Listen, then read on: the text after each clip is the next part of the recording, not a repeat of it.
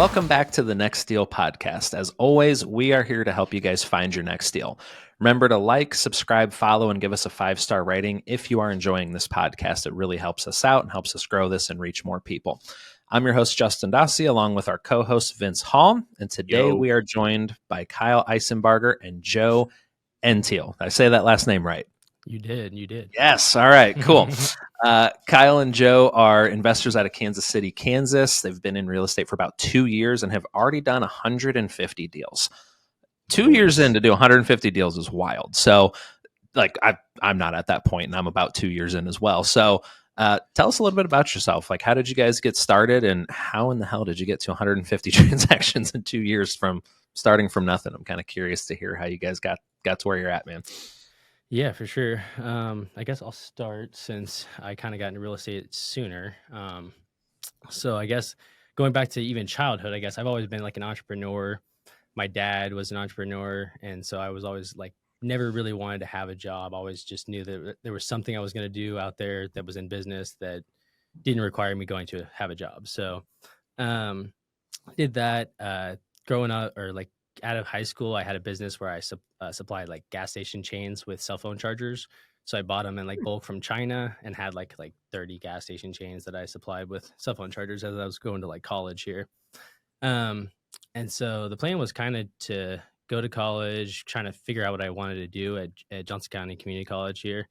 I just got my associate's degree in accounting and realized I didn't want to be an accountant because I didn't once again, I didn't want to have a job in general. And I definitely didn't want like an accounting job where I had to like be stuck to a computer doing numbers all day long. So very quickly got into real estate and then started out and like kind of struggled, as a realtor. Got my realtor license.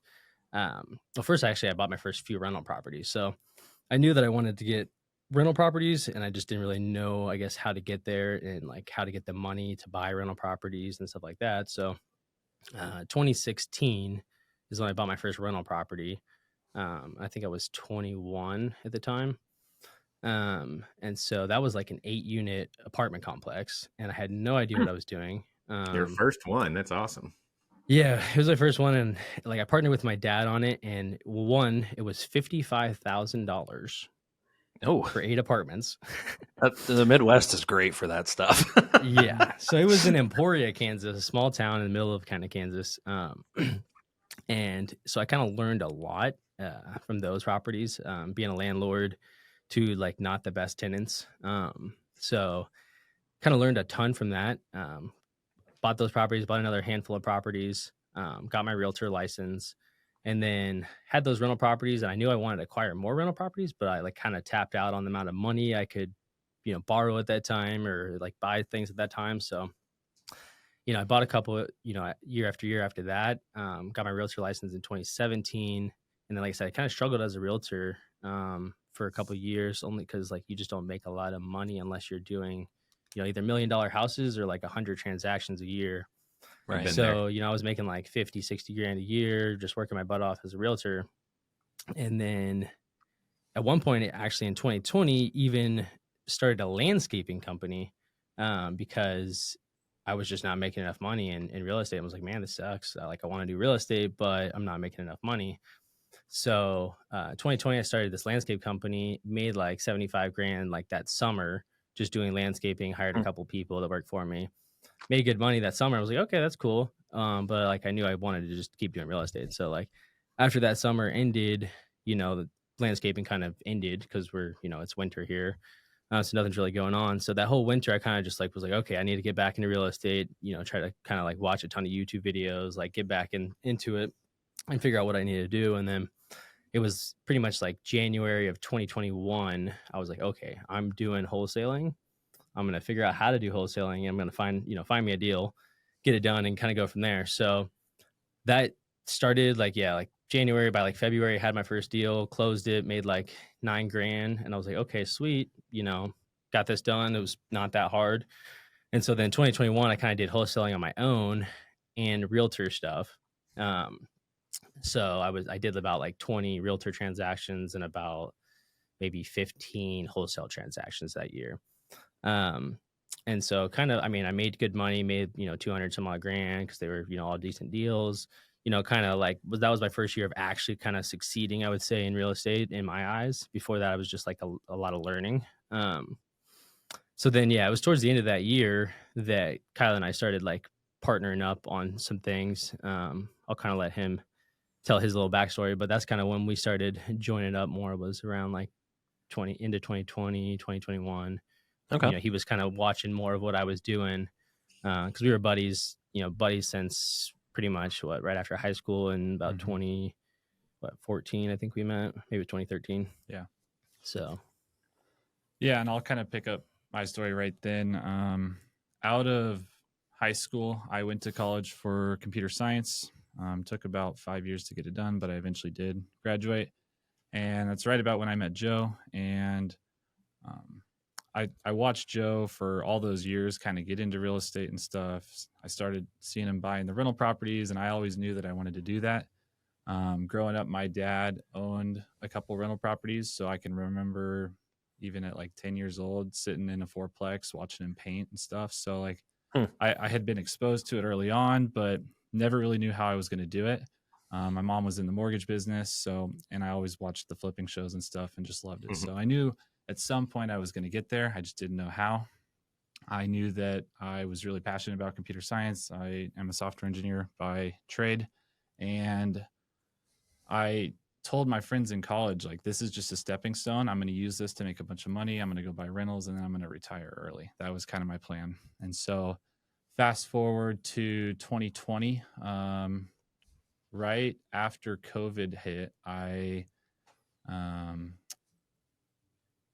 bought my first rental property.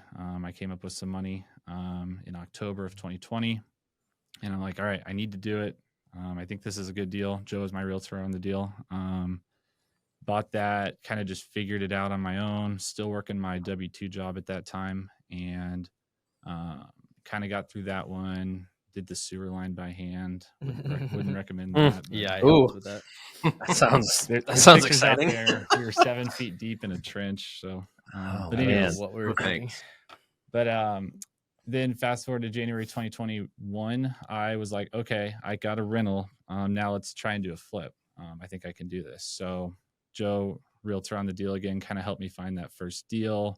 And all this time I'm kind of watching him try to figure out wholesaling. And I'm like, oh, that's interesting, but I don't know if that's for me. I'm not really a sales guy.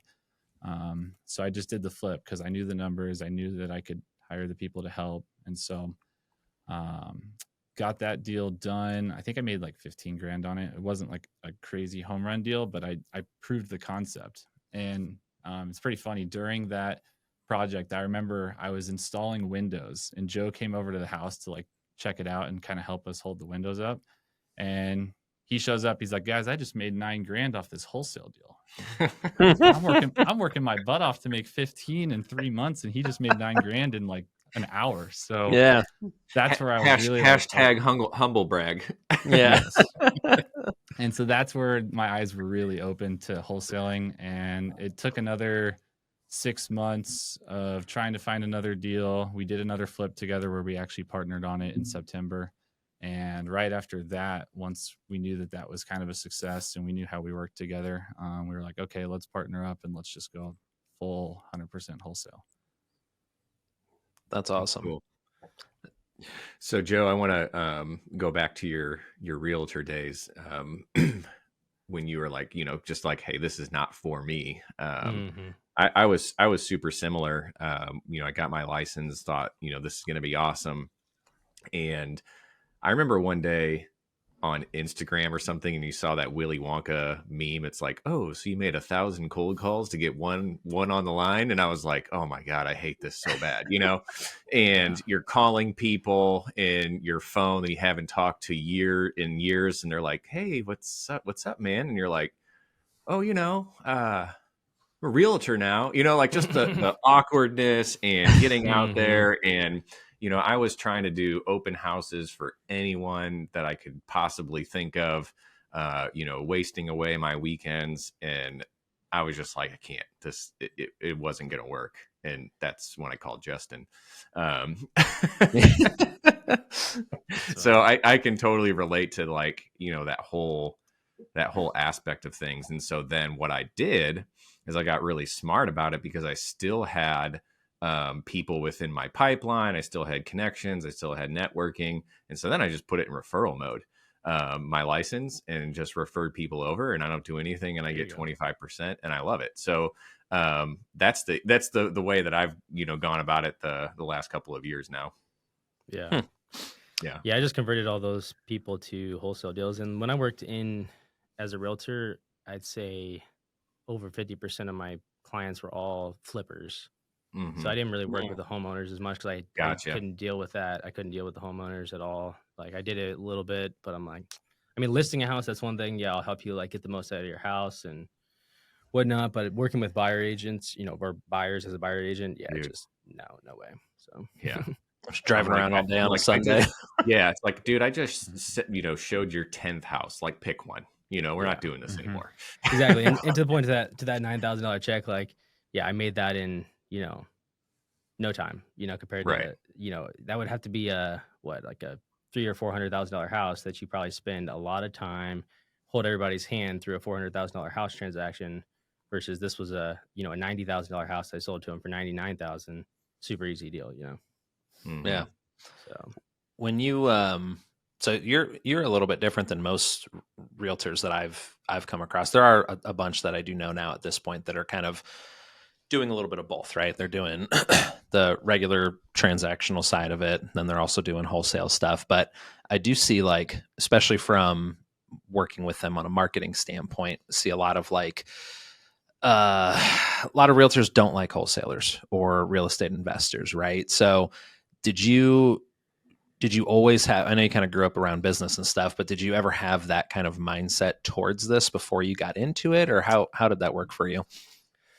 That's a good question, because I definitely had it at the top of my mind as I was getting into wholesaling. And so I'd say that's what led to some success in wholesaling, was knowing that people do have that bad kind of rap for wholesalers. So I knew that, like, if you're going to actually succeed in this business, like any business, you got to be, do the right thing, not be like a scammy wholesaler like half the wholesalers that are out there. So I think personally, actually, I didn't even really know when I was a realtor until I figured it out. I didn't really know there was wholesalers out there, to be honest with you. I don't know how, even though I worked with flippers and stuff. I mean, I kind of saw them a little bit, but I didn't really, until I kind of discovered it. And then I was like, okay, as soon as I discovered it, I was like, wasn't short long after that. I was like, okay, I got to do wholesaling. So it's like the same amount of work I'm doing now, but make 4 times more. So. Right. Yeah. Yeah. With, cause I think that's something that a lot of, even in wholesalers and investors kind of miss nowadays, is like the importance of having those relationships with agents, right? Like we started focusing a lot after the last CG event, actually, where we met you guys back in September. We started focusing on a lot of like agent referrals and nurturing those relationships. And I think in that time we've had 4 or 5 deals come through just from referrals. So with kind of your guys' experience, is that something you focus on as well and kind of work with realtors now on referral stuff, or like what's kind of your relationship with them now? I would say we have actually more of a relationship on the dispo side with realtors now. Yeah. We get a decent, all the houses that are like nicer and better areas that, are still discounted, obviously. So we have, I don't know, it's pretty decent percentage of realtors that are the smart realtors, actually, that I would say that are out there that are working with those people and bringing us, because they're making more money than they would if they were just being a realtor, because we're paying them, a commission as well. Kind of like a wholesale fee on there. So, yeah, I would say we have a lot of buyers agents that bring us buyers for our deals. We don't get too many. Like our main realtor, she tries to get us some referrals, but like we don't get a lot of realtor referrals. I mean, we get some here and there. We get a lot of referrals, but not as many realtor referrals, just from like past clients and stuff like that. But not as many as from realtors. Seems like a lot of deals that they send us, I guess, but not too many that we do. Okay. So you're more having better relationships with them on the dispo side to help sell them and make sure that they know, like, hey, like I want to work with you consistently going forward. Here's, how many deals we're doing, right? With 150 in 2 years, like that's a lot of transactions for people to sell for you guys. So that's cool. There's I a like handful of realtors that have brought us multiple buyers too. So they're not just bringing the same guy. Cool. They'll have like 4 or 5 or 6 people that we've all sold to the same Okay. realtor. Yeah, there's like this one Hispanic realtor that, has all the Hispanic buyers, and we have a couple of we have another Hispanic like wholesaler as well that we kind of work with. But a couple of different realtors that just have different specialties and they have those buyers. So, Okay. Very cool. So, being in the Kansas City area, are you licensed in both Missouri and Kansas, or just Kansas? As a realtor, I'm only licensed in Kansas, and I don't even use my realtor license for anything at this point. It's just 100% just to pull comps at this point, just like MLS access for myself. Our transaction coordinator, that's like our in-house full-time transaction coordinator, she's licensed in Kansas and Missouri. Okay. So if we have to list something on the MLS, then she normally does it. Okay. Cool. So, but we do just as many wholesale deals on the Missouri side. We just aren't licensed realtors over there. Right. Sure. Yeah, because that's fun. And Kansas City is very similar to St. Louis, where it's like you have Kansas City, Missouri, Kansas City, Kansas. Same thing with St. Louis, St. Louis, Missouri, St. Louis in Illinois. And it's you don't want to go to St. Louis in Illinois. No, your city's a little safer than ours is. We're not too far though. That's saying yeah. So I want to kind of talk about, if you guys doing 75 deals a year on average right now, there's obviously a lot that goes into that, right? So what is kind of your guys' process? And I'm sure you've probably got more than one lead flow avenue, right, of where you're getting these leads from. But is there something that stands out for you guys as far as like, this is where most of our leads come through? And then can you kind of walk us through like what your guys' process is to be able to manage that many deals on a monthly basis, on a yearly basis, to kind of get to where you're at right now? Yeah. So our primary lead source is direct mail. I'd say we probably get at least 75% of our deals from there. About 60 or so this year from direct mail out of like the 85 or so we'll have this year, 85 to 90. So yeah. Mm-hmm. And then in terms of the process, how we're able to handle that, it's a lot of software. I put my software hat on. Anytime we have a problem, before I even think about hiring someone, I'm like, how can I automate this? And so everything that can be automated that doesn't require a person is. And so our CRM is very tightly coupled with Zapier. And we have a custom API and stuff. And so anytime a new deal comes in, we're spinning up a Slack channel so that we can communicate everything through a specific Slack channel. Everything is digital. Everyone has access to everything on their phone on the go. And so people are able to dispo deals on their phone when they're out in the field and stuff. And so I've given people tools and the ability to do everything from a laptop or a phone. And so that's allowing them to be not in front of a computer at our office. And that's how they're able to do so many things at once. Okay. What CRM are you guys using? We use Podio. I don't love Podio, but it works great for us. And the kind of like what we were talking about before we started, the concept of switching and building out something different is just so daunting. It's just not kind of worth it at this point. Yeah. I know there's better tools out there, but it just works. It doesn't look as pretty as some of the other ones, but it just works. Yeah. It's highly customizable. Yes. Very customizable. Yeah. Are you guys using smartphone for your phone provider for them? Yeah, we just were talking about that before we started, actually, that we're using smartphone now, which is very integrated well with it, but we're having lots of troubles with smartphone right now.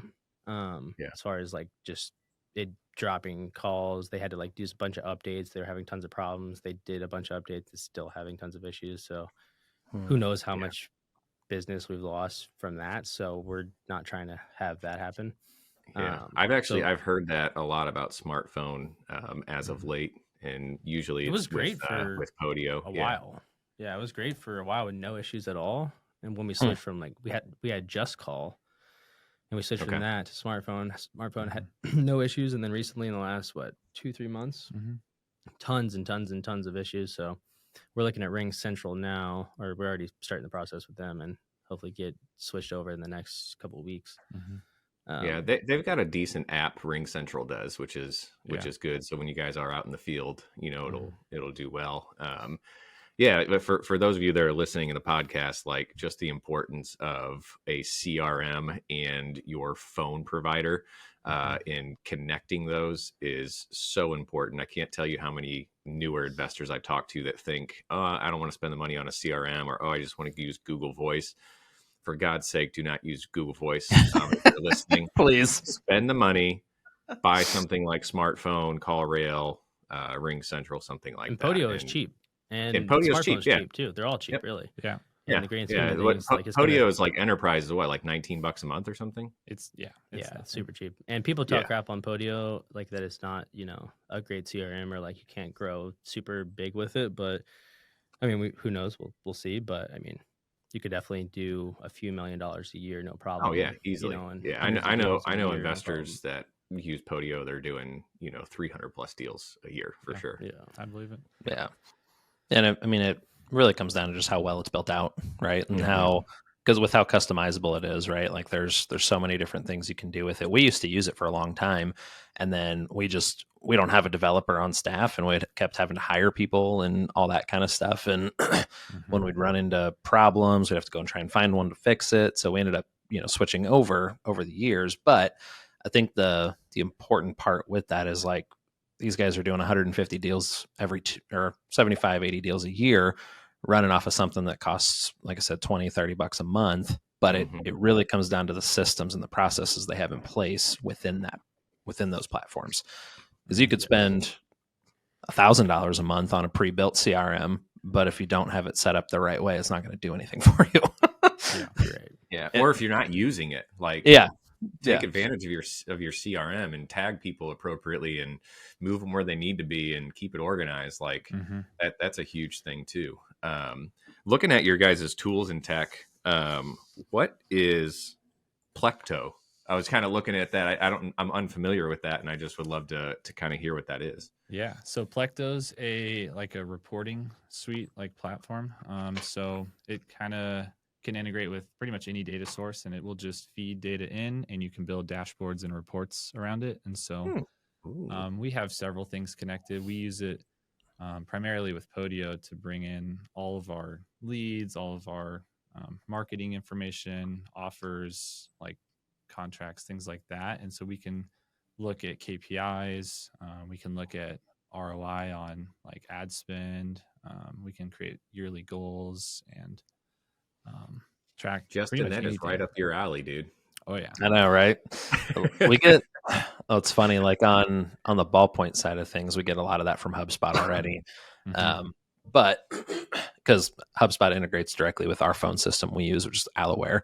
But Call Porter uses Five9, and it does not integrate very well with HubSpot, right, on the back end. And we don't use those for real estate, just for these two companies. But the easier I can see stuff, the better, which I think is an important thing to talk about while we're on this, is like how important it is to be able to have easy access to your data, but in a format that you can read and understand.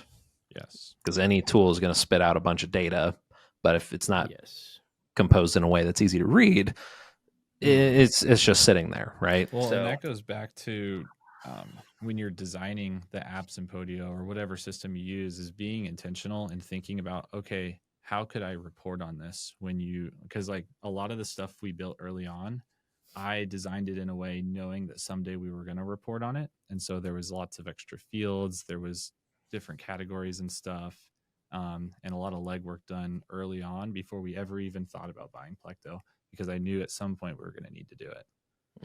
It's kind of beginning with the end in mind of what's our end goal. That's something that we have spent a lot of time on the last year and a half or so, is just like outlining what our SOPs and processes are. A, so we know where everything is, but B, if we need to change anything, like we're not having to start from the beginning. So I'm curious with Kyle, for you coming from like the computer science background, like when you're building things out to make it easy, repeatable, things like that, what does your process typically look like? I know like starting with what's the end goal look like, but what does Do you have a specific kind of process that you follow when you're building that stuff out? Yeah. I'll talk in the context of this business because Sure. that's a loaded question, right? But I'm sure it is. Yeah. So typically typically, unless it's very specific for me and it's solving a problem for me, if it's a team-wide thing, I'm going to loop Joe in really early. Joe doesn't understand everything about computer science, but he has a really good high-level understanding of how things work. And so he is typically the one asking for something to be solved. And so he'll say, we need it to do this. And then we'll kind of work together. And I understand the technical limitations and he knows exactly what he wants. And we'll kind of just bring that together and we'll both compromise until we get to an end product that works. And then I'll kind of take that and I'll run with it.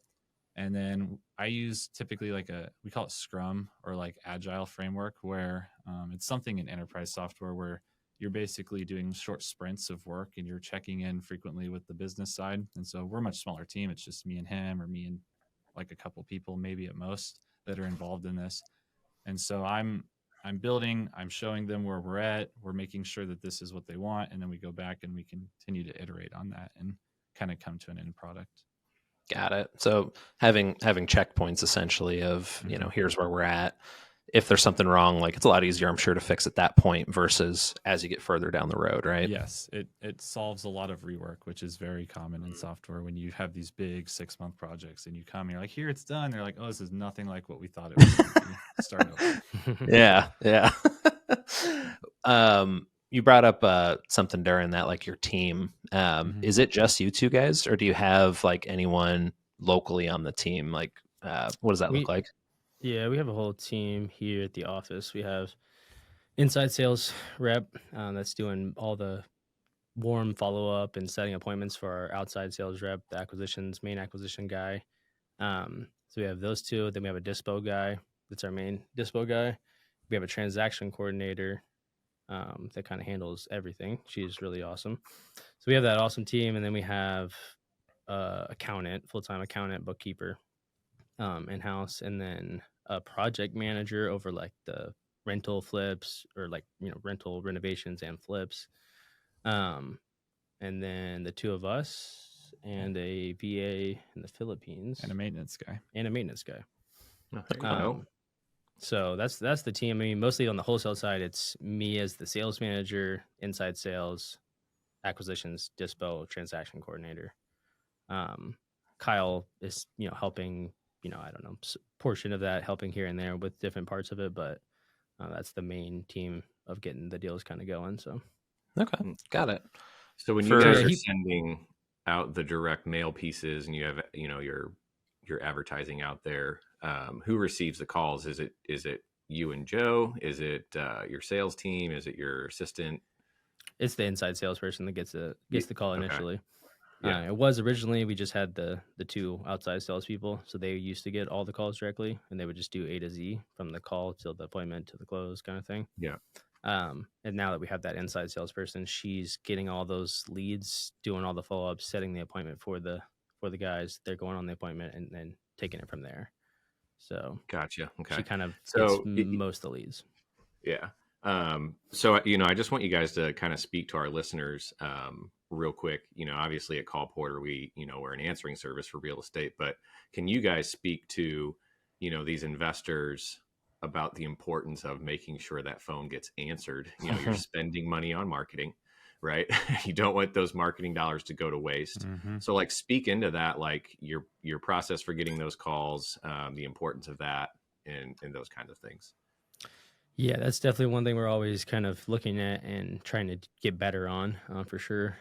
That's one of the reasons why we hired that inside salesperson, because it was just the two outside guys, and they would answer majority of the calls, but then they might be in their car going down the freeway, hey, blah, blah, blah, I can barely hear them. Let me call you back later. And it doesn't, you don't get the point across, right? So yeah, we saw that need definitely about 7 months ago is when we hired her. So we definitely saw that need as we were getting really busy and leads were coming in. So yeah, with her being there, that, she's able to get on leads, quickly within a couple of minutes, almost always.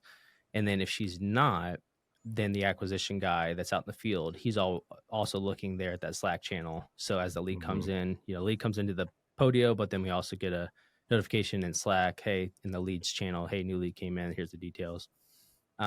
So yeah, it's definitely important.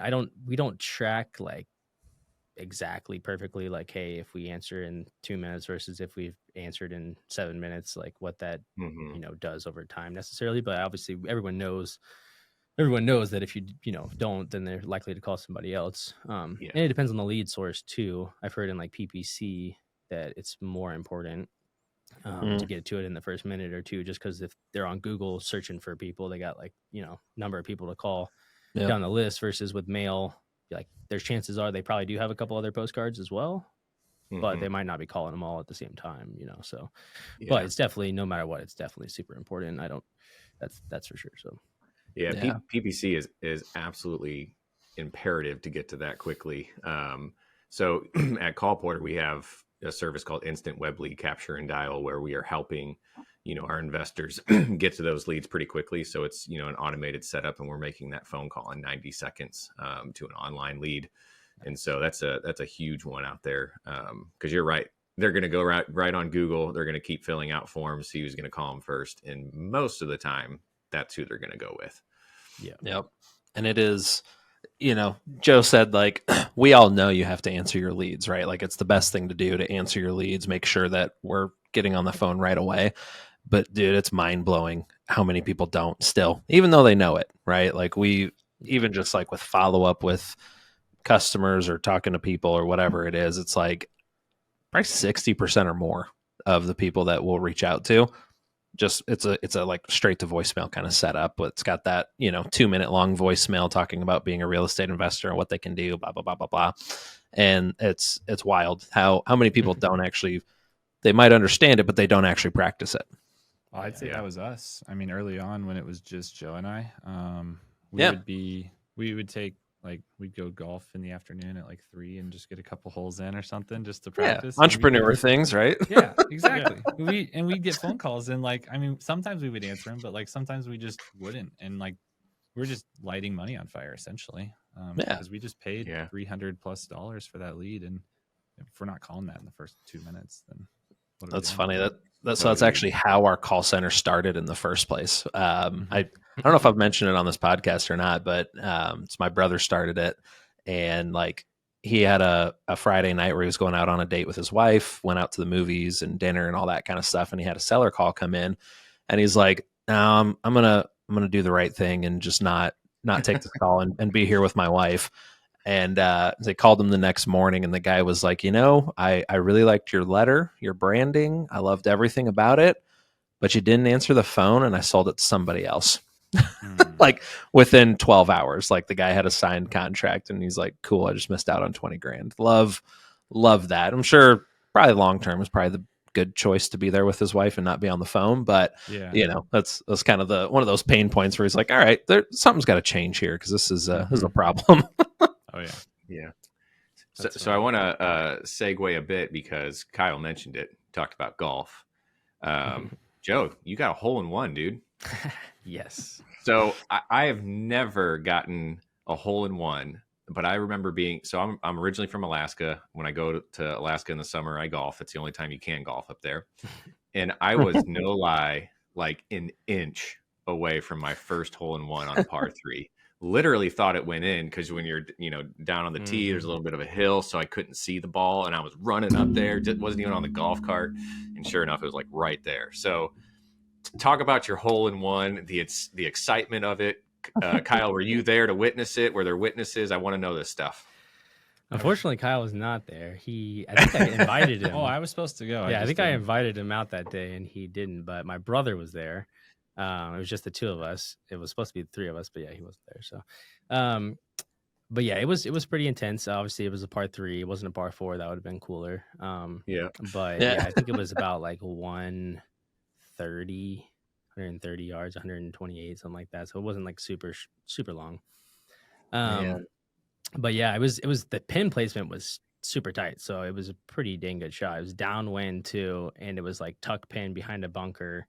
Wow. So it like kind of landed at the perfect spot, rolled like 10 feet, dropped in. And I was like, did that really go in? And like, I've been very close, like 4, 5, 6 other times where I was like an inch to 4 inches away and I'm like going towards the hole and kind of thing. So I was like, oh, did it or did it not? But yeah, we made it up there and it was in there. So I was pretty excited. Got the guy at the clubhouse signed a flag for me. Nice. That works there Awesome. and gave me that. And yeah, it was a pretty cool day. Yeah. I'm still trying. I've gotten close, but yeah, same. It's always par threes, and I'm like 3 to 6 inches away, and I'm like, so freaking close, like just a little bit more. Too bad it wasn't like a tournament. And you had like a Corvette on the hole or something. That you could have won. That would have been a lot better because I didn't get anything. So did you pay for the flag? No, I didn't pay for the flag. I got the flag for free. So you got a great story though. Oh yeah. My dad's gotten 1 hole in 1 before, and yeah, it's pretty exciting. Yeah, my father-in-law, he's a big golfer, and he's mad. Well, he's happy for me, but he's been golfing for his whole life, and he's like pushing 60, and he's never got one. So never experienced that pure joy of a hole in one. Oh, that's awesome. Well, you guys aren't too far away, so one of these days the 4 of us got to go golfing, meet halfway in Columbia, Missouri, or something. We could meet like at Columbia. Ozarks or something, or the There's some good courses at the Ozarks. Yeah, I was gonna say we go camping a lot down in like southern Missouri, but like it's probably like an hour and a half, 2 hours from you guys, but like Montauk and places like that. So yeah, we'll have to make something happen at some point because that's do one of those dinners as well. Yeah. That was a good time. Glad you introduced us to that. Yeah. I think for those of you who weren't there and don't know what the hell we're talking about. Yeah, I'm like, what delicious dinner did you have, and why wasn't I there? Well, Vince, you can come to these in St. Louis starting next year, but we try and do it a couple times a year. Like it's called the $100 Dinner Club, where we just get together, go out to dinner, hang out, talk about real estate, life, whatever, just have some fun. And at the end, everyone in attendance tips the waitress $100. And so it was real cool. We did it at Collective Genius this last time. It was like last minute notice. And, they announced it from stage, which was super nice of them. And I think we had like 25 people show up, something like that. And for me, like those types of things at events is where like all the magic really happens, right? Like you learn a lot at the events and they're awesome. There's good networking, things like that. But it's afterwards when you're hanging out, having dinner, having drinks, whatever it is, like that's where the really cool stuff happens. But it's something that if you don't have one in your area, like it's super easy to start. It's a lot of fun. And I think we probably do 4 or 5 a year here in St. Louis, just as we're able to, but it's kind of a cool way. Like we're blessed. We make good money. Like my wife used to work in the service industry as a hairstylist for years and relied on tips heavily. So for me, it's, it's kind of one of those things like, hey, if I'm able to do it and bless somebody else and it makes their day better, like that's what I'm here for. So it's a lot of fun. Yeah, it was That's a blast. super cool, dude. I didn't know you did here that. if it wasn't for that night because we were sitting right next to each other and yeah, we kind of got to meet there. So yeah, no, I mean that's a good point. Like we were in the same room and chatted briefly, but then you guys I think sat right across from us at the table there, and got to know you guys pretty well there. So yeah, Vince, I'm surprised you didn't know that we did that here. So you'll have to come to. I don't know if we'll squeeze one in January because that month is insane for us, but February for sure. That's right. I didn't know. I forgive you. One thing I'll throw in there on the Plecto, because I was thinking about this earlier. That is one of the things that kind of I feel like is going to help like a medium-sized business kind of grow and get to that next level is like seeing those numbers like we talked about. Because like for the sales team, we kind of knew the numbers, but getting those specific dashboards and like going over that with the sales team every week on exactly their weekly KPIs, monthly KPIs, and stuff like that. I mean, just looking at those numbers weekly just changes the activity of the salespeople just, by seeing that, obviously. And if they don't have the numbers to see, they can't really change their activity. So I was just going to point that out, that just like doing that. And we've added dashboards, just tons of different dashboards over the months and stuff. But one looking at our total pipeline of deals has been nice, like from my view, kind of the high level view of like, all the incoming deals, disposing deals, next couple months out. And then, those like weekly KPIs for the salespeople. seeing how many appointments have they set, how many deals have they locked up, stuff like that every single week. Has been game changer for us. And like kind of, when you're trying to grow from doing 5 deals a month to 10 deals a month to 15 deals a month, that's kind of the numbers you need to actually consistently month after month. Otherwise you might get lucky and hit 10 deals one month, but if you're not like trying to sign 4 deals every week, it's not as easy to sign 10 deals in a month if you're not trying to sign 4 a week, so Well, the proof's in the pudding. Absolutely. Say like the historical data's there, right? So you can say this is what you did for the last 11 months, and these are the results you got. So if you want to hit this result, you have to do this, like, and that really clicks with people. And I think for you're 100% right, Joe, because it's once you get to a certain point in your business, like you can wing it for a while. Like anybody that's been in business will agree with that like you can wing it to a certain point, and then it's like either you're not tracking your expenses properly, or there's ones that you're not even aware that are there that are just eating money out of your profit every single month. You don't have the right systems to track and manage and make educational based decisions for your company based off of that historical data that really allows you to grow. And I think that's where most business owners I've met, they either get stuck at it's usually right around like 7 figures a year is kind of what I've seen. Like you could get to 7 figures a year by just doing whatever comes in, falls on your desk, playing chaotic, crazy business owner, right?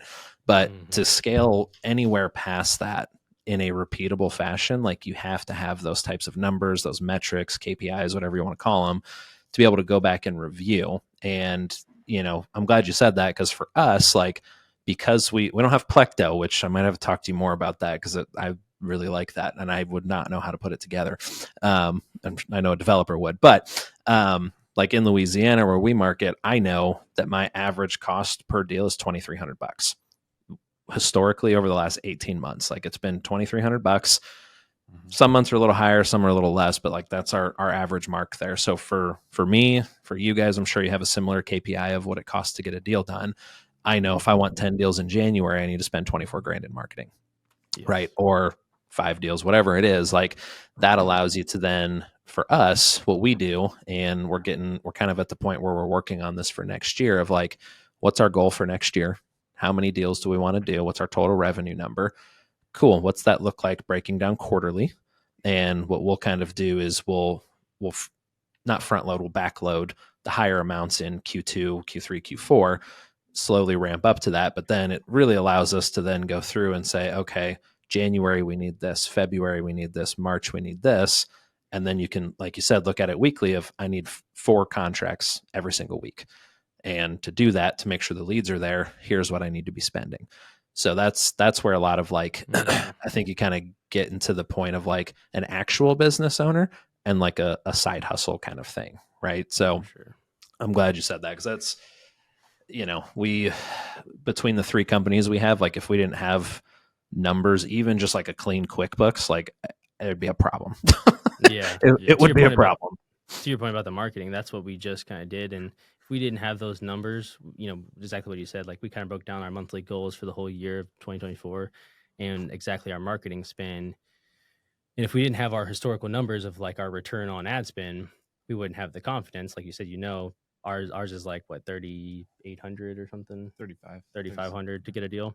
Yeah. On average. So, but we get about a 5.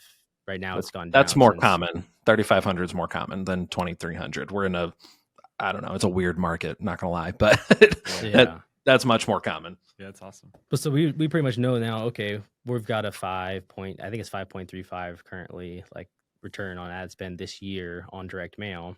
Okay, this year overall we spent on average 20 to 25,000, close to about 25,000 a month on average. That's what we spent. So this 2024, we're pretty much trying to double that by the end of the year and spend 50,000 a month on average. We're starting out at 40,000 a month Q1, 50,000 a month Q2 and 3, and then 60,000 a month Q4. Yeah. So that's kind of the decisions we just made based on looking at those numbers and knowing kind of what our marketing is and kind of doubling down on the direct mail. And we dropped a couple of our other marketing channels as well.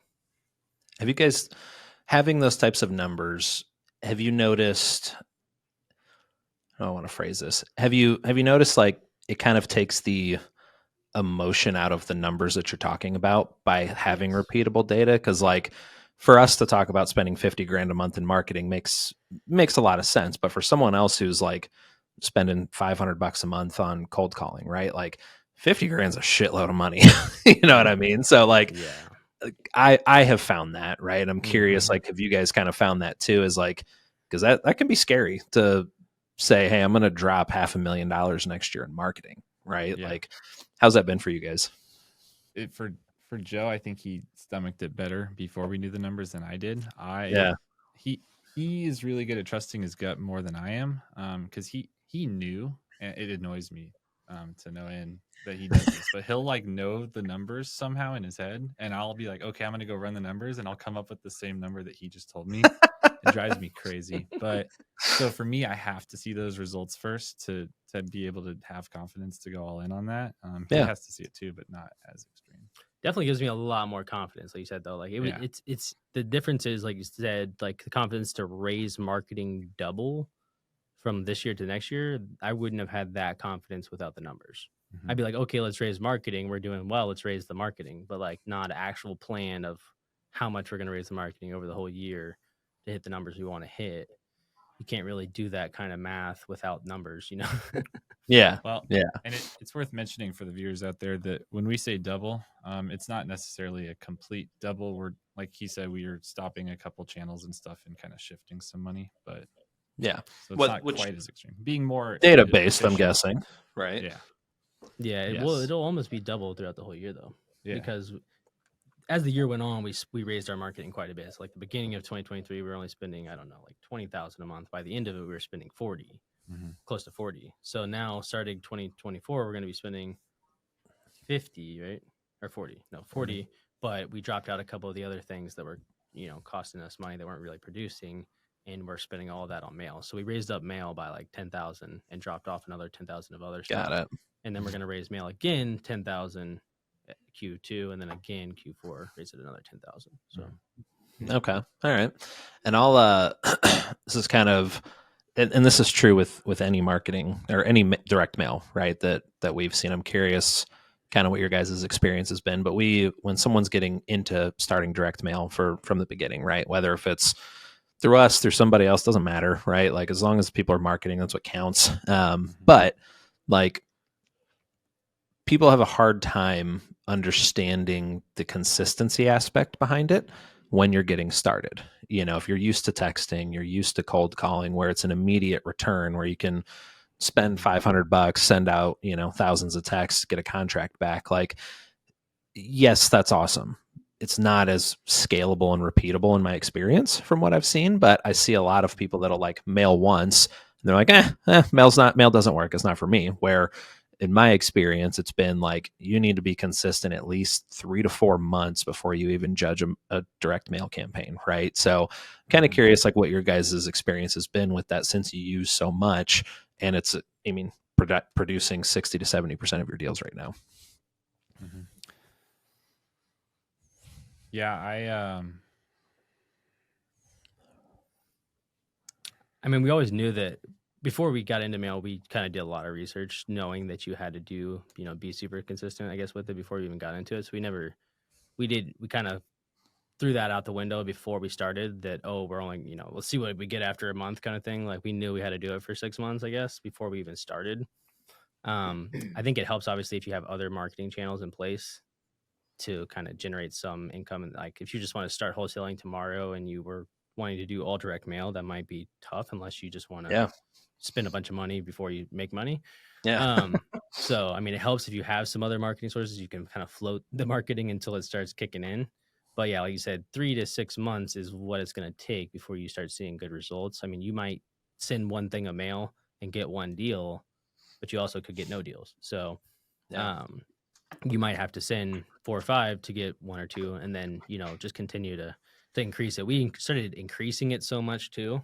It's not like we didn't like mail like 1,000 and then see if that worked for 6 months, at 1,000 a month. Like we kind of started going up as soon as we started. So we started seeing better results, I guess, faster, just because we were doing that. But yeah, I mean, we knew that it was a consistency thing just based on tons of research, and that just makes sense. I mean, to me, that just makes sense that obviously if you mail someone 5 times, they're likely to call you. So Yeah. we just kind of planned that. As soon as we built out our direct mail system, that was the main thing we kind of revolved around, was scheduling it on a timely basis so that it was consistently going out. And that was the kind of how we built our whole system, kind of based around that.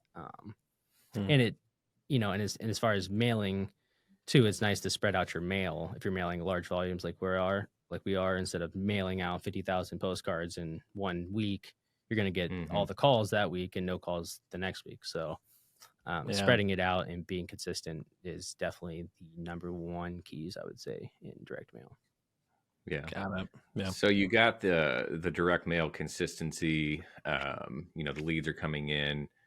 Can you talk about like your follow-up process, right? Because that's where the money is, right? Yes. Getting into the process of your follow-up. There's a lot of investors, a lot of realtors that hate the follow-up process or don't have the time for the follow-up process, or whatever the case might be. So what's it look like for when a lead comes into your system? You've made the initial call, you've made the initial contact, maybe you set an appointment, walk the house. Like what's that follow-up process look like, and how many attempts or touch points do you think you're making before a deal's closed? Definitely a lot, a lot of touch points. The lead comes in. If we don't set the appointment initially, and we talk to them, unless they have some crazy story, not to call them soon, we're pretty much hitting them up every day, every other day until we're kind of finding out more info, I guess. Obviously the goal is to initially set the appointment, but and then if we do go on an appointment, we are definitely, if we don't get the contract at the appointment, we are definitely hitting them up every other day until we have the contract. But as for the inside salesperson that gets the leads, and let's say she doesn't set an appointment on them, she's hitting them up, at the longest, like once a week for the first month, at the very least, I would say. And that's if they said, oh, I'm not quite ready. Maybe in a couple months, I just want to get an idea. We're still probably following up with them about once a week or once every 2 weeks, until we either make the deal happen, or they say, oh no, I'm still 3 months out. Someone says 3 months out, we generally call them 3 to 4 weeks later. So I mean, we're hitting up people definitely. It's it's a nice mix. Obviously, we had a lead that came in Friday. We set the appointment Fridays for Saturday, locked it up Saturday morning. So and it was an awesome, great deal. The person was super, super motivated. So obviously we get probably one a month that's just like that, where it's like an easy slam dunk. And the other 9 out of the 10 deals we do a month are from follow-up. Yeah, for sure. Yeah. So, and what types of follow-up is it? Is it phone calls, emails, text messages? Like mostly calls, and texts. So if they called twice first, they don't ever just call once. The double call works very well. So they double call every follow-up. And you're talking about immediately, right? Like they don't answer one, you're hitting them right away again. Yeah. Yeah. And they get it, that answer is crazy high on that second time trying it. So people are like, oh, this must be important. Exactly. Yeah, what's going on? Exactly.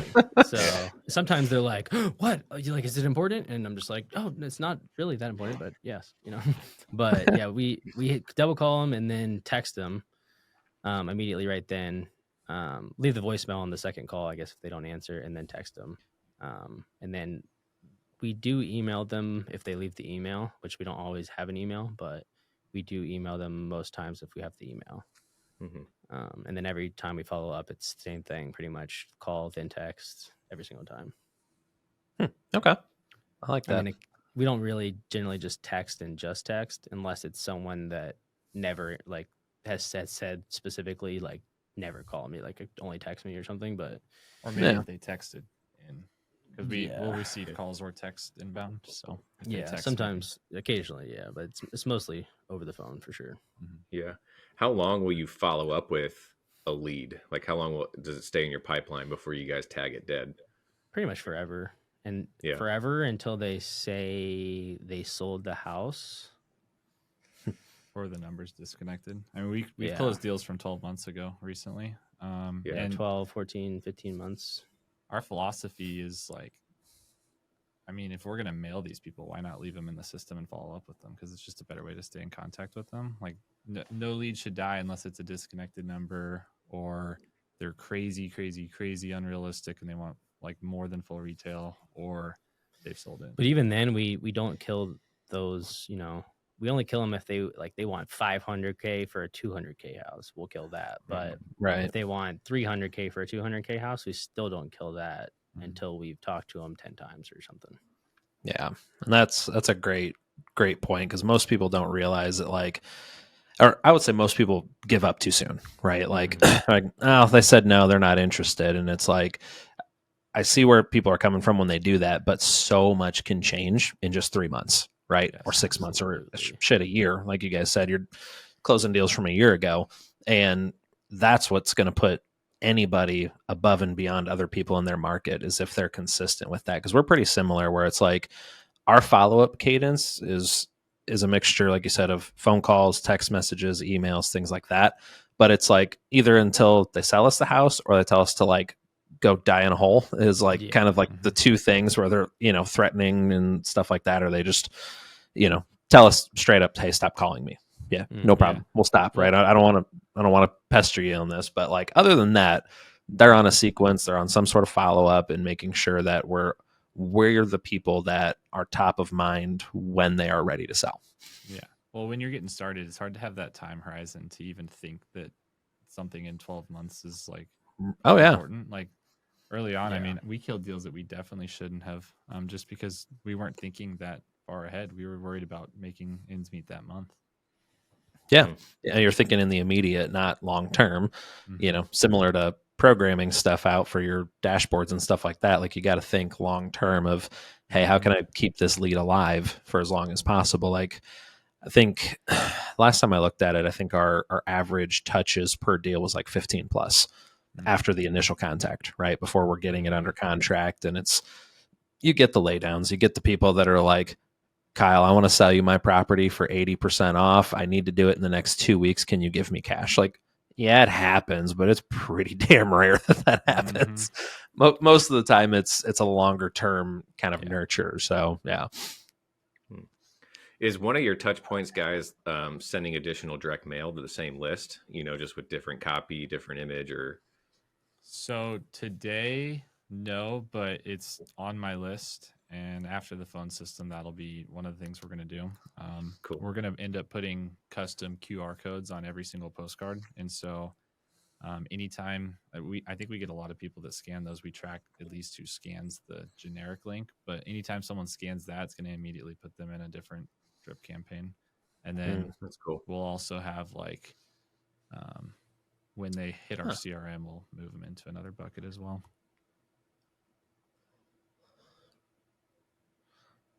Sorry, it froze on our end for a second.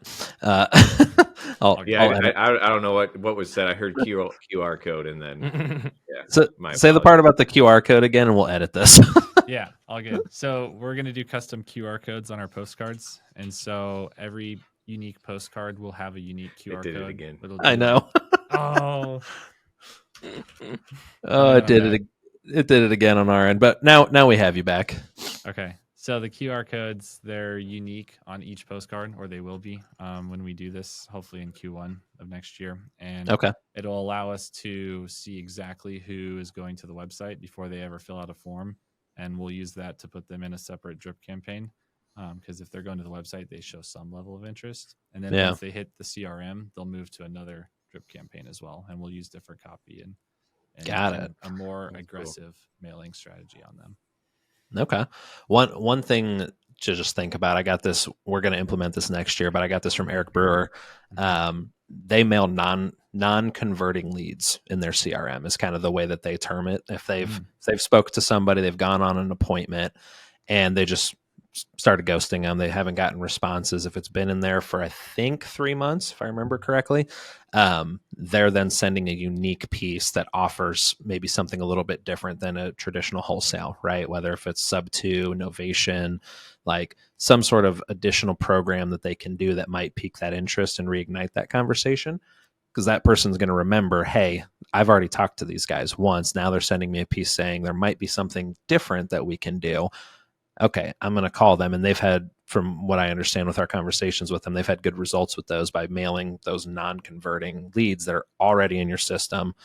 You already paid for them. It's maybe going to be a couple hundred, right? Depending on where you're at. But it's a cool idea. Yeah, it's a good idea. Yeah.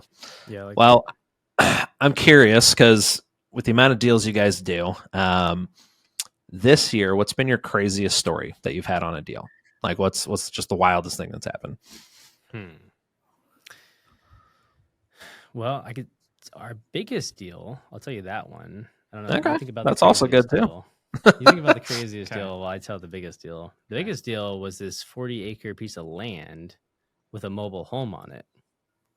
And it was awesome. And we got it for $500,000 and sold it for $800,000.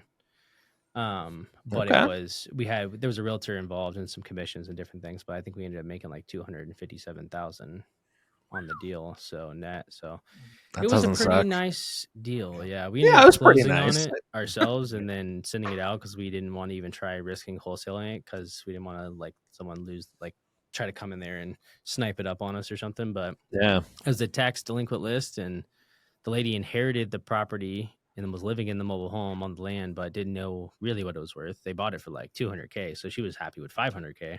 Yeah, no joke. And then, so that was the biggest deal of the year. I'm not sure the craziest deal. We've had lots of crazy deals, obviously, with people, buyers, sellers, different things. I mean, we've had, I don't know, recently we just, one of our rental properties got it broken into just last week, actually. We were just wrapping up the renovation on it.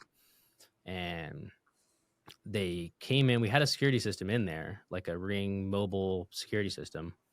And they came in, threw away all the cameras, stole all the appliances, new stainless steel appliances, and they cut the water line to the dishwasher and just let water pour all over the house. No. What a dick. Yeah. And then Sorry, you can edit that out. Sorry.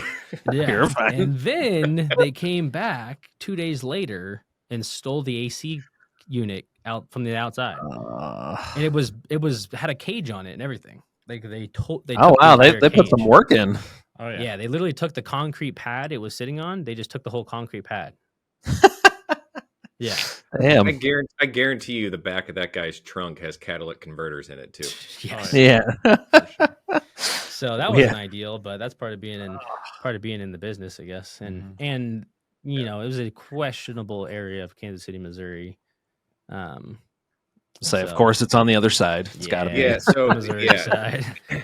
It's funny that like all the crazy horror stories seem to be with rental properties. I had a rental property. The sheriff had to evict somebody out of the house. Well, then, upon moving out, he shoved baby diapers down the toilets, flushed them, flooded the house, the basement, went down in the basement, ripped a ton of electrical wires out, cut them. The back door to like a sunroom, he slammed it so hard that it shattered the windows. And then for whatever reason, he poured gasoline into a coat closet. I'm not sure he's going to try to light the house on fire. So maybe he was intending to do that. Yeah, it was just drenched in gasoline. So it's like, and you overcome those, and that's why you got insurance. Yes. Yeah. Unfortunately, in this case, it's about like $6,000-$7,000 worth of damage, and our deductible is $5,000. So it's like, so it's like might as well just pay the extra $1,000 to just do it, and not have it be a claim on your insurance at that point. Yeah. Exactly. Justin, this was the same guy that paid me in cash every month, and that would like hide it in like the big wheel on the side of the house. Yeah, put me on a scavenger hunt and be like, the cash is under the coal in the barbecue pit, or I've dug a hole and put it in a mason jar. It's east, 4 steps of the tree. I'm like, oh my God. That should have been Tell me you're a drug dealer without telling me you're a drug dealer. Yeah. Exactly. hiding So rent choose around your the people property. wisely. Oh man, we had a buddy of ours that they had it was an eviction. I think it was an eviction of the tenant, but they ended up they left voluntarily, right? Like the sheriff didn't have to show up, and they made the mistake of not checking the property immediately. And you guys remember like Home Alone, where they would plug up all the sinks and just turn them on? Yeah, they did that on the second floor of the house, and it ran all weekend, like from a Friday to a Monday, just nonstop. It was like 30, 40 grand worth of damage, and just left the whole thing all weekend. And like they should have went and checked on it 100%. But yeah, it's wild what can happen with some properties. Yeah. We'll make sure to do that this week when we have an eviction this week. Yeah. Yeah. Check on it immediately afterwards. Our first eviction we've ever had to do ever, actually. There's a lot of bad things really? happening at the same time. But I mean, that's part of business. As you grow, things happen, I guess. But yeah. but yeah, we're having to evict this tenant that we just bought this rental property, fully renovated it. It was a duplex, got both sides rented out. One tenant's amazing. This lady just thought she was smarter, and I don't know. She had a decent job, just didn't want to pay her rent, and then just started like rebelling, thinking she was getting taken advantage of or something. But I don't know. We had the court. They said, yeah, you didn't pay your rent, had no reason not to. So Right. Sometime this week, maybe she will get evicted. Might be after Christmas. We'll see. Yeah. They're never fun. I got chased around the yard with a steel bat once. Oh, wow. Haven't had that.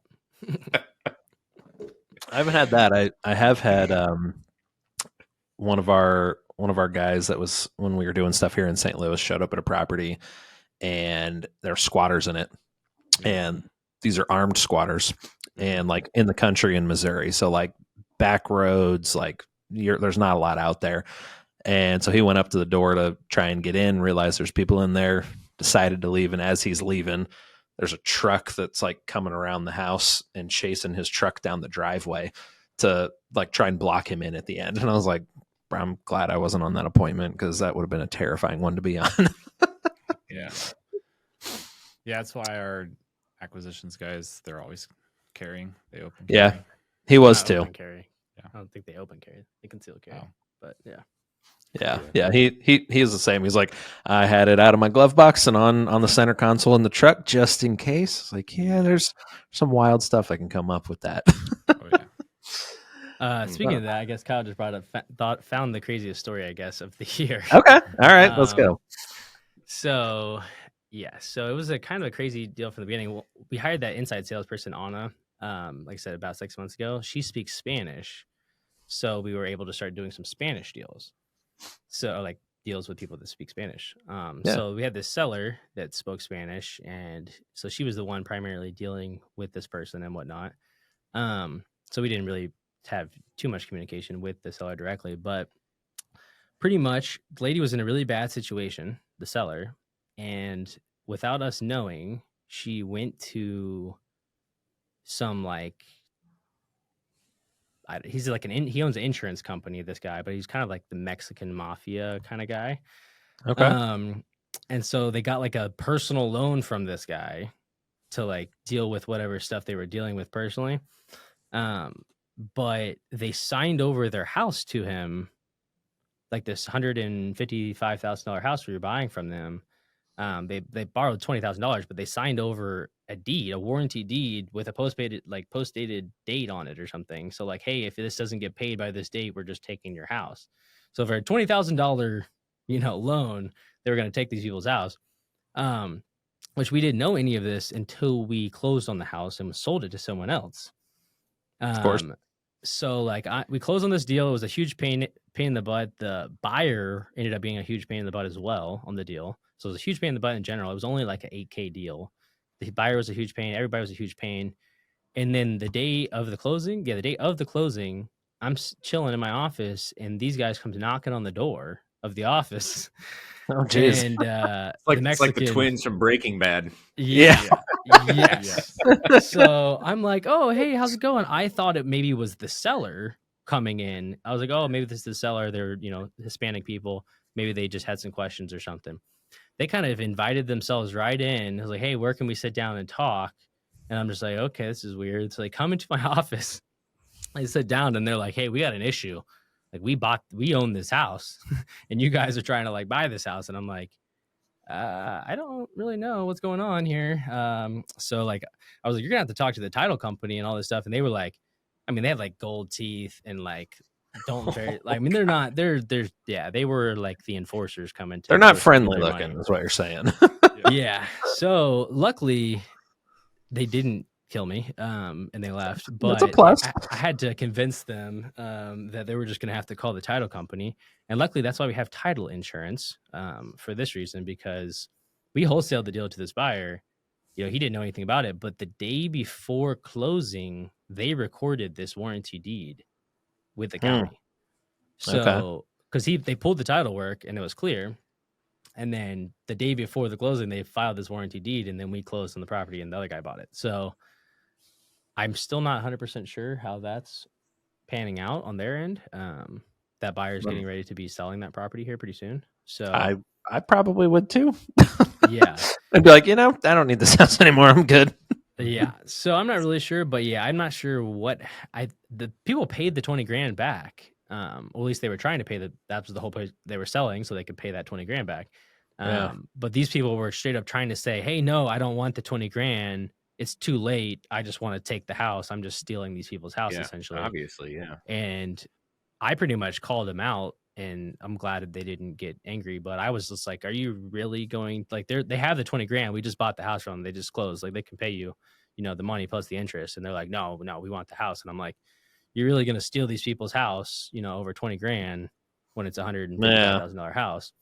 Makes you wonder, like, what's in the house? what's in there that you need? Yeah. What's in the box? So that was probably the craziest. I mean, like the whole deal was a pain in the butt, like from start to finish. And then we're like, okay, we closed the deal. Great, cool. And then they just show up at our door like, hey, like we own this house. You guys are all in trouble. And we're like, what in the world? So, oh man. Yeah. It's crazy. That might be the craziest story we've heard so far, for sure. I think it is. You might have an award for that so far. Yeah, not a thing to brag about. It was funny. It's like it was one of her first deals too. Anna, the new inside sales girl, and she didn't have much experience in real estate or anything at all. So like first she was all excited. Oh, I got this first deal, like Spanish speaker, and then by the end of it, she's like, I'm really sorry. Like that was. She's like, guys, I need to quit if this is how real estate is. I don't like this. Seriously, she almost at that point, she's like, wow, this is terrible. Like you don't make a lot of money. You have to deal with all these problems, and then they come up and start knocking on your door. So it's like, that's wild. That's great. Yeah, that's a first. I've not heard that before from, I think, even off the show. Like I don't think I've heard that from I was a little scared. And then Kyle, of course, while they're in there, Kyle leaves the office. I was like, I'm going to lunch, guys. It's the two of us at the office. It's like 5:00, and he leaves. And to be fair, I had a date with my now wife, and I had like a reservation and everything, and I was going to be late, so I had to go. Like you'll live, right? All right, I'm going to dinner. I gotta make this. I did end up coming back though. Yeah, he messaged me on Slack as he left, and he's like, "Hey, should I come back?" And I'm like, "Yes, please." I was like, "Yes," because like they were still pretty heated at the moment. Yeah, they no were not joke. Happy, I'm glad that all turned out the way it should have. And there was 3 of them in a positive note. Yeah. Oh man. Well, a little bit of a transition. We do talk real estate, obviously, on the podcast, but family life as well. And Kyle, you're good at the segues here, man. You mentioned you're married. Joe, you married? Yes. Yeah. Do you guys have kids? I have, yes, one kid, 15, 16 months old. Yep, okay. I got a 10-year-old. Cool. Yeah. You got a 10-year-old? Mm-hmm. Stepdaughter. Oh, nice. Okay, cool. Yeah. Which is also my niece, his stepdaughter. Mm-hmm. Oh, okay. So his wife is my sister-in-law. So I got married with my wife, and then she was married to someone else. He was single. They got divorced, and then years later, he started dating my sister-in-law, and then they just got married. So not only business partners and friends, but like kind of related at the same time. Kind of related. Now we're brother-in-laws. Yeah. His He met his wife on my 21st birthday. Yeah. We were at dinner and she was the waiter. So waitress. Oh, nice. Waitress. Yeah. Small world. Yeah, small world. So, how are your wives involved in the business? Do they have any supporting roles, or what's that look like? Not in the business, more or less just supporting, the household so that we can kind of do what we can do, more or less. Yeah, I mean, both of them are nurses. My wife, they've both been nurses, for forever. So That's awesome. They still, like, my wife, when we had our kid, she went on maternity leave and then like extended that out, and kind of decided whether she wanted to go back to work or not. Because they kind of gave her the option. And so she didn't work for an extra like 6 months on top of maternity leave, took off for like, I don't know, close to a whole year, and then just went back to work and kind of missed it and wanted to get back to work. So she's still working as a nurse, and just kind of supports. She's always kind of supported me. Knew from the beginning when we first started dating that I had all these crazy dreams, to do this and that and this and that. And so she's never downplayed with the dreams and always kind of, supported me through that. So it's important to have. Yeah. Gotta have your wife on board. Oh yeah. Very similar situation on my side as well. She works more part-time than his wife does. We're hoping to change that later next year. We'd like to switch to homeschooling. I thought you were going to say I want her to work more. No, she's been working more this winter, and it's made me sad. I'm like, man, I don't want her to have to do that. So I'm hoping that we can change that next year.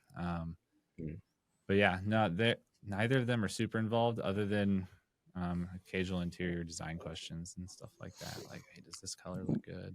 Things like that. Yeah. But that's funny. My wife is kind of similar. Like she doesn't really want to do anything with real estate, but if it's like design type stuff, she has a much better eye than me. I'm like, I can barely dress myself and make it look good. So I'm like, does this paint work? I don't know what matches, what doesn't. Like, I'm not good at that stuff. Yeah.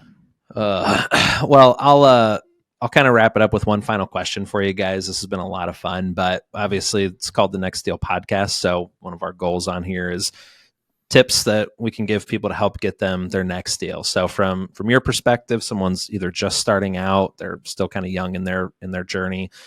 What's one tip you can give people to help them get their next deal? And you can think for a second. That's totally fine. Yeah. Yeah, I mean, I would say obviously just being persistent and grinding will obviously get you your next deal. But if you're trying to grow a company, maybe try to find people that don't have your same strengths as you're growing. So like if you're a salesperson and you're just grinding, doing all the roles, think about what you're good at and, maybe stick to those, and then hire. If you're really good at acquisitions, maybe you hire your dispo guy, and so you can focus more on acquisitions and get more deals. So, I would say that would be my tip, is kind of just like as you're growing and getting more deals and growing your business. If you want to add to your team, just really think about, I guess, what you're good at. Like Kyle and I, we make a great team because I'm more like the sales side, he's more of the tech side, and we complement each other in those ways where I'm like the visionary, he's the implementer, integrator. So we kind of have that kind of relationship. So whether it's like a partnership or you're hiring, an employee, you don't want to hire someone that's exactly like you. And then you might end up just running into each other, butting heads, and not actually growing the team. So that's one tip I would give. I would say Gary Vee, I think, actually coined this, where he's like, focus on your strengths, don't worry about your weaknesses. And so for me, getting a deal doesn't look the same as I think a lot of people think, because I'm not as involved in it. But for me, finding people to surround myself with, whether that's going and working for a wholesale company and growing in my kind of avenue, or finding a partner like Joe or whatever, and then being able to do what I do really well so that the team can succeed, that would be what I would recommend. Yeah. Don't try to do it all on your own. I mean, you can do it, but it's a lot of work. Only for so long, though. Yeah, you'll burn out because you don't like doing all those parts. Yeah. No, and I hated transaction coordination and that part of it when I was doing all of it. And I was like, I was doing acquisitions plus dispo plus transaction coordination. And I was like, I can do acquisition and dispo, but I don't really want to do this. So yeah. No, that's something that's, I think, just true in business in general, right? Like find people that are good at what you're not good at, hire for your weaknesses. Even if it's for just like a limited time. Like we've had hires like that where it's like, hey, this is a 6-month gig. This is an area we're struggling. We need help. And I don't know how to do it. Right. So I think that's something that a lot of business owners will kind of get wrong, is like, maybe it's ego, maybe it's just they want to learn as they're going, but there does come a point where it's like you have to recognize and identify that, like, hey, I can't do everything, right? Like I do decent with our social media stuff. Vince is 10 times better than me at it. You know what I mean? It's like I do it right now because I'm in that role and assisting with it, but there's way better people than I am at it. So couldn't agree more. Yeah. Well, cool, guys. I really appreciate you having you on. Thanks for coming on. This was a lot of fun. Hope to see you guys starting a podcast. We'd be happy to come on. I know you built the studio for it. So, yeah, if you guys ever need anybody, let us know. But thank you so much for coming on. This was a lot of fun.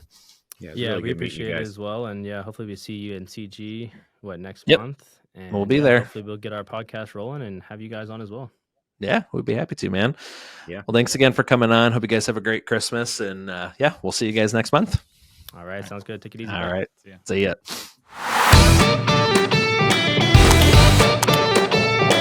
ya.